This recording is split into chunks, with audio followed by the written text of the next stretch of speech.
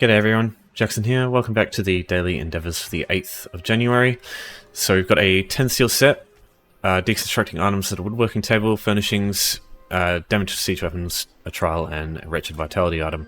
So again, I'll be on the EU server today because there'll be a maintenance tonight when the NA time resets, so I feel it'd probably be better getting one of these out a little earlier because I'll also have bowls tonight, so I won't be available after the maintenance ends for a little bit. So best to get out beforehand. So this will be a little bit half-assed because I don't have any. I don't have as many of the DLC on this one. I don't have Deadlands, which will be a bit of a. I don't have Blackwood, which will be a problem for this one, but I can remedy that. So everything here is fine except for the one trial. I would avoid this because the amount of time it'll take you to get a group to start a trial, let alone doing it, is going to be like way longer than any of these ones here. So for 10 steels, this one is so incredibly low value, I think. If you do want to do a trial, if you got an itch for one, you know, you can go to Group Finder, go to trial, have a look here. As you can see, there's nothing right now. So if I wanted to do one straight away, I couldn't. So it depends on other people. It's unreliable. It's a pain in the ass trying to get a group sometimes because you'll start grouping people up. Some people will start leaving, you know, shit like that.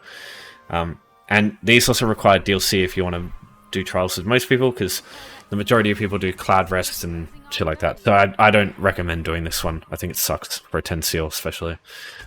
Alright, 5 items at a woodworking table, super quick, and you can do this for free, but you need to be a bit of a scoundrel.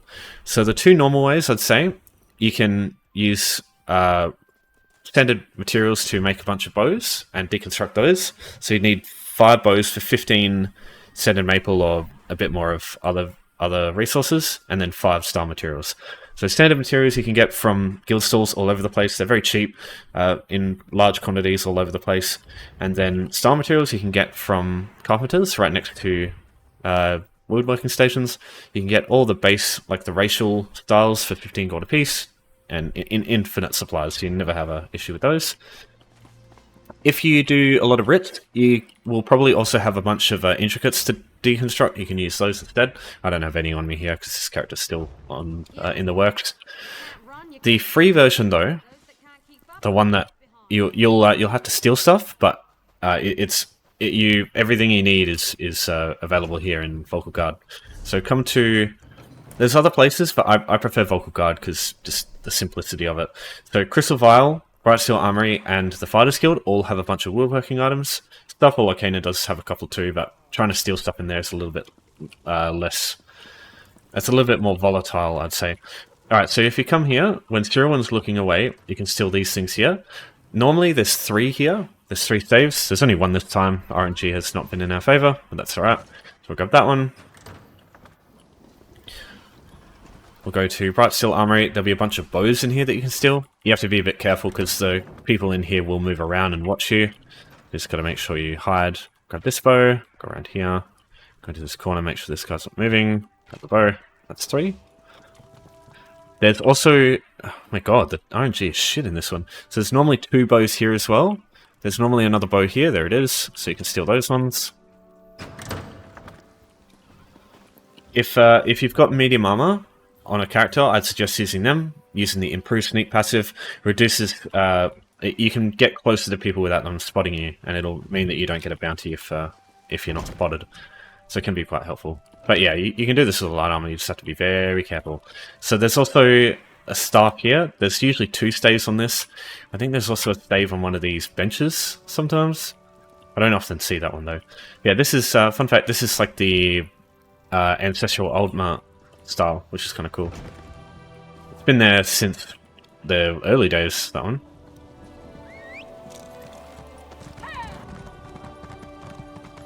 Alright, last place to check. There's a bow here, but the odds of you getting this one, even like with medium armor, is going to be scarce.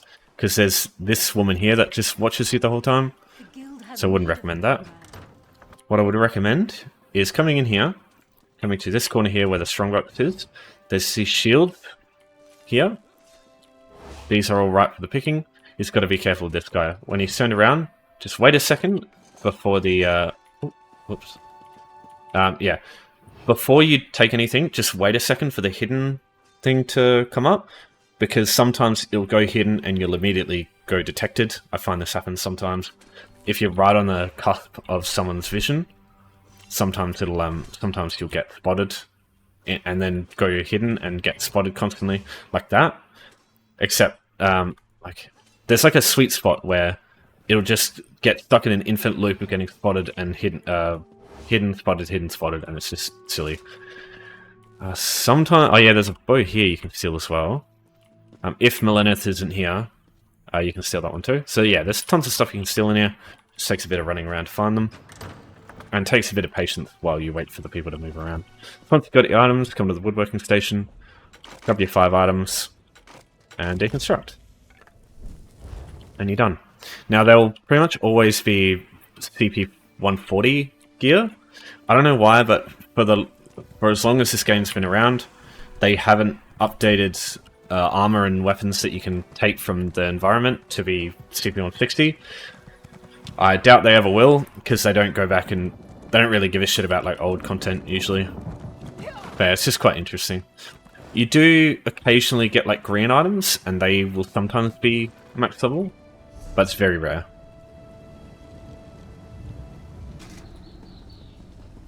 Alright, crafting Wretched Vitality. So, this is a Blackwood set. So, in order to find this one, you need to go out here, go to the Deadlands, this one here, this one here. So, there's 2 portals from Fargrave. So, you need to, in order to get to Deadlands at first, you need to go to Fargrave. There'll be a bunch of portals here. This section here. So, you start with this way shrine. You come in, and you'll just have to come around here, go through here, and there'll be a bunch of portals here. They'll all get you to specific locations. There's a portal here, and there's a portal here. Just if you rock up here from one of the portals, just go back and take the other portal and try here instead. And you should get here, and then it's just a simple track of getting down here. Now, if you don't have Blackwood, that's okay, because you can still craft this if you find a guild hall. So I'm in this guild here. It's got this really good guild hall here. Majority of trading guilds, even ones with no dues, will have a good guild hall with all the master crafting stations set up, so you can easily use these. Now, Deadlands Demolisher, Wretched Vitality, it's the other one. It's only 3 traits, so it's really easy to get this one. What I would suggest, if you haven't got any traits already, I would suggest get into it right now, because this is really getting traits on one item and just being able to do these ones every time Endeavors comes up. Usually these are a really easy one to do. It takes so little time. So what you want to do, I suggest, if you have Somerset, just get all the traits on your ring sorted as soon as possible, and then everything else, just work your way from there. I know I'm doing this first, but just shut up, I know what I'm doing.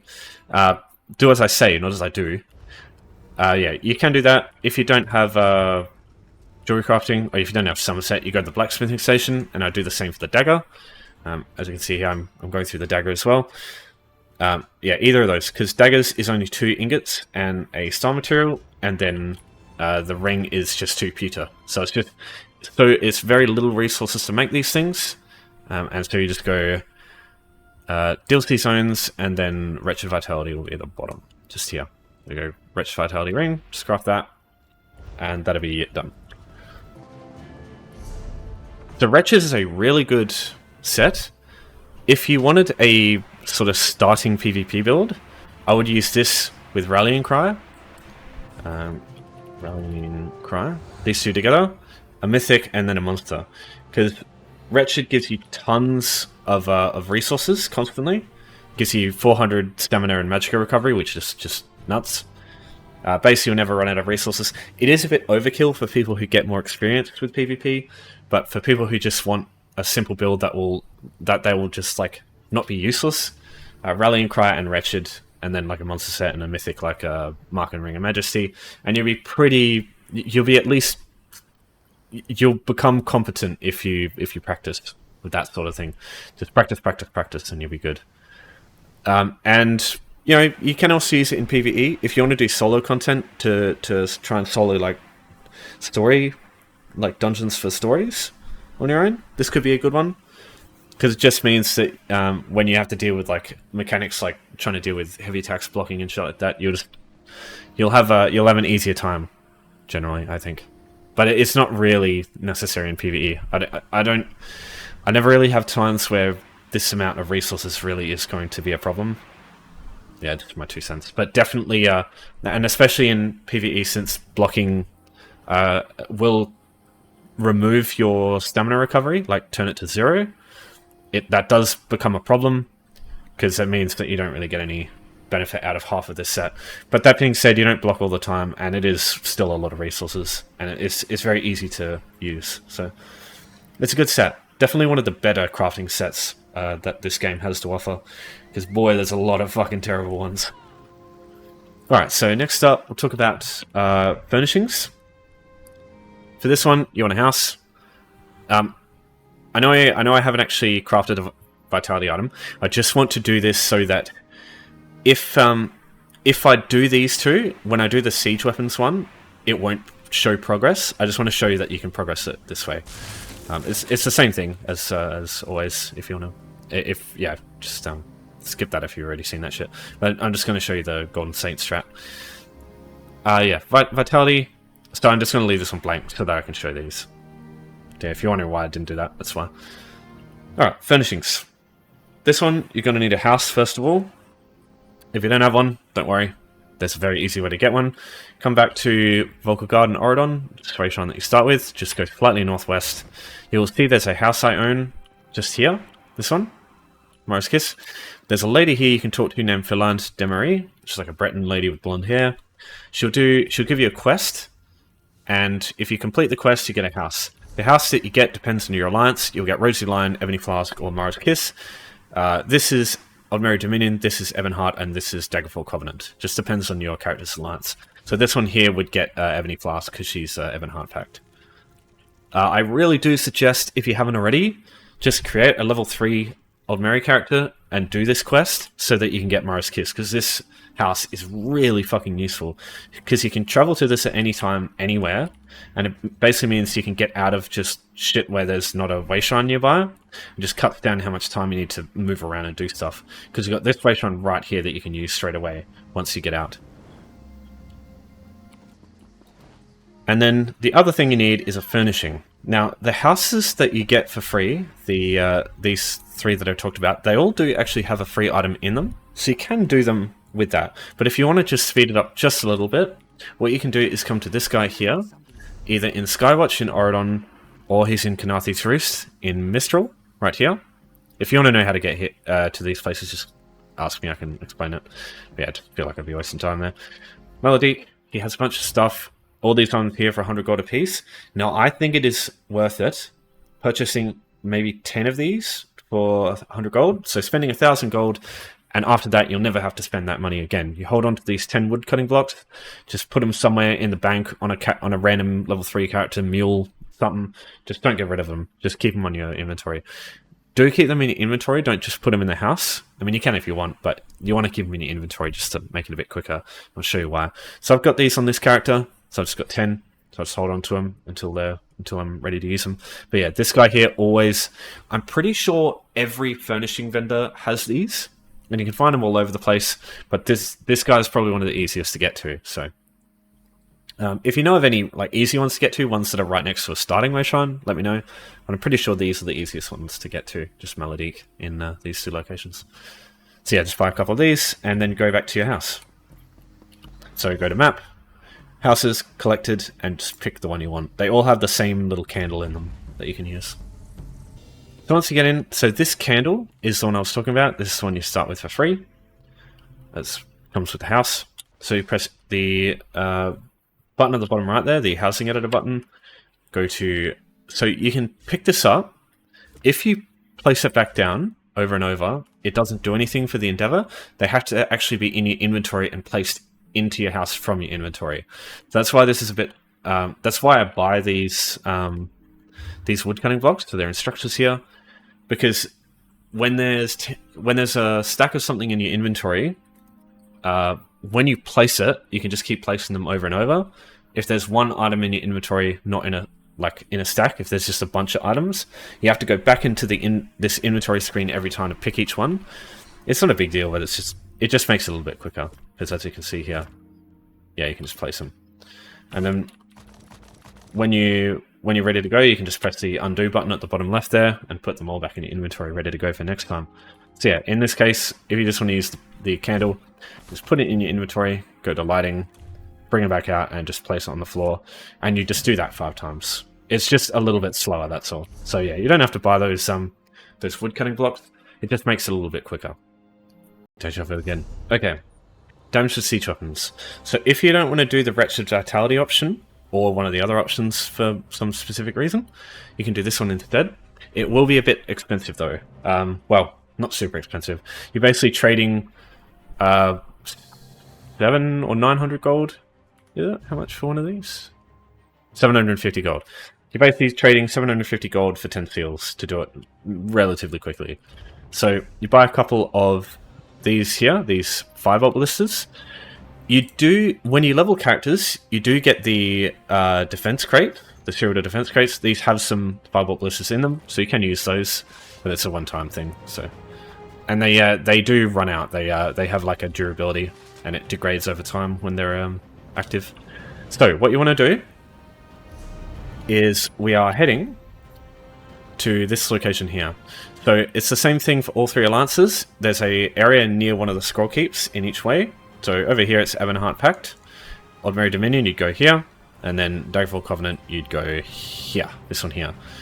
So the only thing to keep in mind is if these gates are open, which happens when these 3 keeps are taken by the enemy, the enemy players can come in here and move around. And if they come up to you, they'll attack you, probably.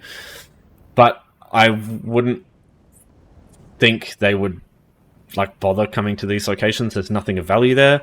I mean, if Volendrung spawns there, sure, but the odds of that happening are like so infinitely small when you're just trying to do this specific endeavor, as well as at that moment when it's open and they're, because, you know, there's not a lot of time when these are open, to be honest. So yeah, just those things to consider, but the odds of that happening are so infinitely small that you really won't have to worry about that. So all you do is you travel from the gate here, and you just go to the location. So in these locations, there's going to be a bunch of Dremora, or Daedra, and you can shoot them with your siege weapon. Because it says here, to players, guards, or keeps, it's just bullshit. You can attack anything, any enemy in the game, and it will count. Don't ignore that bullshit. Don't worry about it. You don't have to. You can go to like an enemy resource, but it can be a bit of a hassle sometimes, whereas this is much more reliable, I find.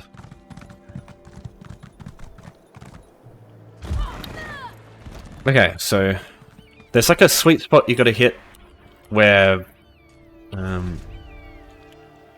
hopefully will it use the one that I've used already?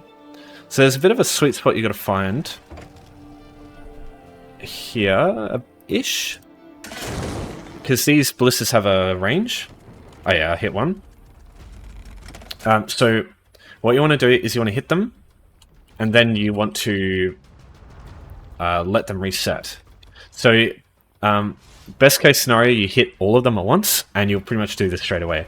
As you can see, we're already halfway through. So yeah, let them reset. Put it back down. And I can't shoot them here, because I'm pretty sure when they're resetting they don't take damage, yeah. Okay, so once they reset, just shoot them again. So about now. And you'll be done. Yep, there you go. So it just takes a couple of shots. The 5-volt ballistas do fire damage over time to them. Did that? Oh yeah, cool. It's using the damage one. Yeah, so 5-volt ballistas deal damage over time, and if you hit all 3 of those guys at once, you can do this instantly. The only reason you don't want to kill them is they take a while to respawn, so for other people it might be a pain in the ass. I don't see many people doing this during this endeavor, but yeah, if they are, it's manners to do that so that you can let them do the same. Because a single hit from the ballista won't kill them; it'll get them very close though, so you don't want to hit them again and kill them. Because yeah, waiting for shit to respawn is a pain in the ass. I'm sure people know that. Okay, that's daily endeavors concluded for today. If you've got any questions about any of this stuff, if you want some extra help, just let me know as always. But I'll see you next time. Thanks for your support as always, and take care.